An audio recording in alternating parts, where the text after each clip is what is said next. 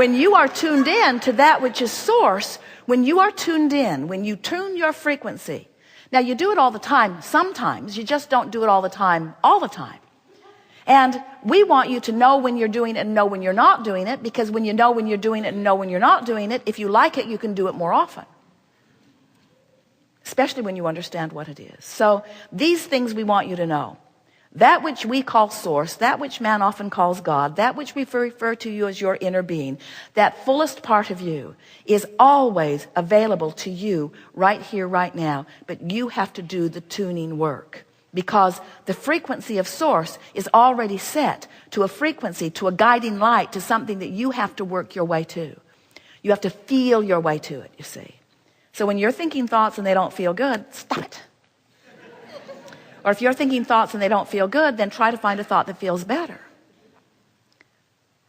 When you try to think a thought that feels better in the midst of thinking a thought that doesn't feel good, it's hard, because you've already often established a frequency, and law of attraction is already saying, oh, if you don't like that one, then you probably won't like this one either.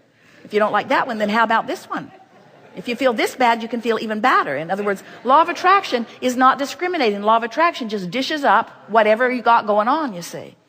So there are two things that you could do if you really want to get hold of your personal vibrational frequency. One is make a decision to appreciate every chance you get. And sometimes you can and sometimes you can't. Have you noticed it? Sometimes something will happen and appreciation will just well up in you. Goosebumps will bump up all over you. You'll be having one of those tuned in, tapped in, turned on moments, and you know it. You can just feel the fullness of source flowing with you. But sometimes when you're not feeling good and you try to appreciate, it just backfires. It just reminds you of how far you are from where you want to be. We tease with these affirmation cards that when you try to affirm, when you take an affirmation card that someone else wrote, and someone else did write this, it was us. They're brilliant. They are brilliant. Best words ever put on paper for tuning a frequency to well-being. These particular cards are about money and quite a bit relative to well-being in general, but it's focused toward money. And as you focus upon them, if you're not in the vicinity of the vibration of these cards, then you'll hate them. They'll just remind you what you've not got going on. I'm developing the skill to direct my thought. I can make a career of living happily ever after. Sure, I can. Welcome to planet Earth. I can transform my own world. If that were true, it would be different. I can see my world through the eyes of source. I can see my world through the eyes of source.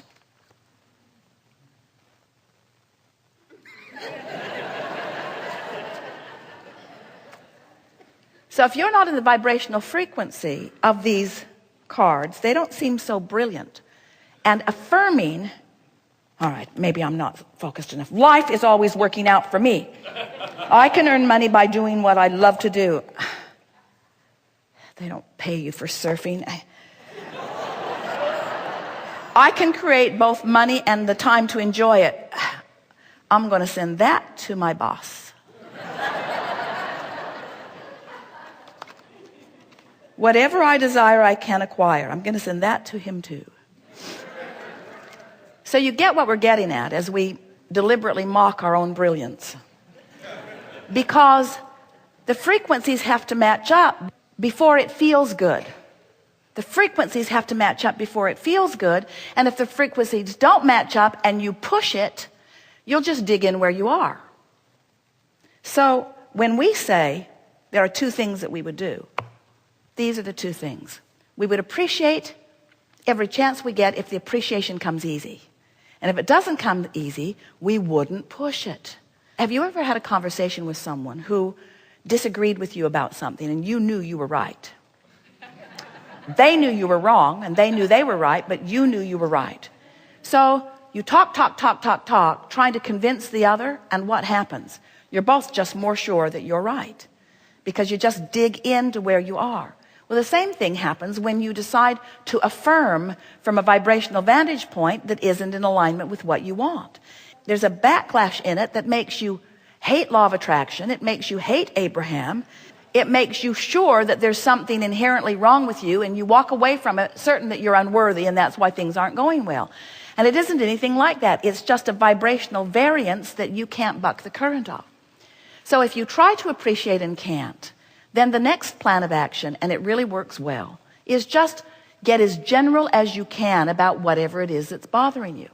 Because if you try to appreciate and you can't, what's happened is you've activated a very specific frequency about something unwanted. For example, you say, I don't have enough money. That's a sort of gentle thing to say, except that it means I also can't do the things I really want to do. And it also means I'm worried about more negative repercussions coming. And what if it really gets bad? And what if I end up with no place to live and no car to drive and no food to eat? In other words, the more specific you get, the worse it feels when you're focused upon the opposite of what you want. Do you agree? So there's a tendency, because you are oriented, we love you very much, toward problem solving, there's a tendency to get really specific about the problem in your effort to solve it.